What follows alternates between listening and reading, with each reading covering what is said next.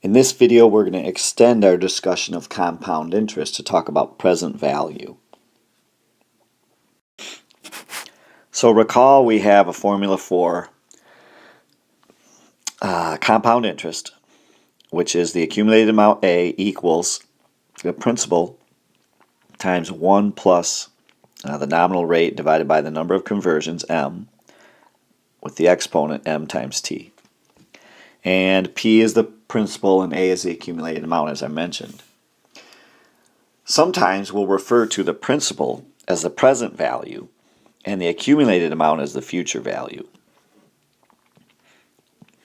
And when we do that, we can talk about other problems besides just computing the accumulated amount. For example, what if an investor wishes to determine how much money he or she could invest now at a fixed rate to realize a certain sum in the future?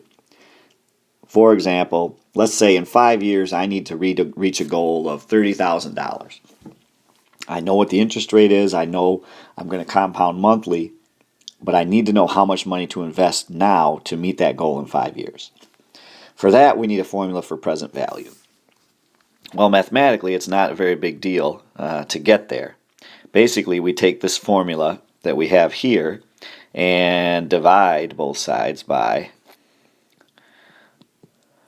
1 plus R over M to the MT.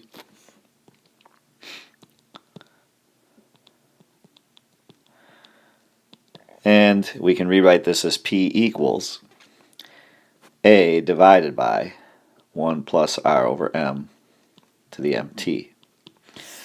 Now, usually we don't write it this way. What we'll do is write it as a product with a negative exponent.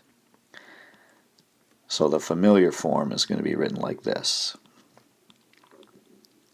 But that's about it. This formula will allow us to compute the present value if we know our target accumulated value and all the usual information like the number of conversions and the nominal interest rate. So let's make that an official formula. So here it is written again, and we'll put a red box around it to make it official. Again, as usual, these letters, these variables I should say, all represent the same quantities we've been discussing in the other videos. P is the principal, which now we can also call the present value. A is the accumulated amount, which we can also call the future value.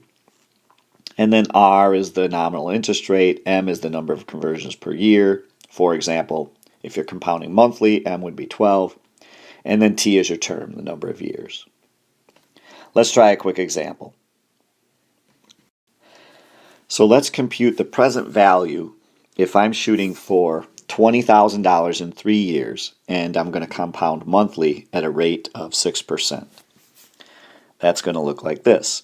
P, my present value, is going to equal that accumulated amount, $20,000.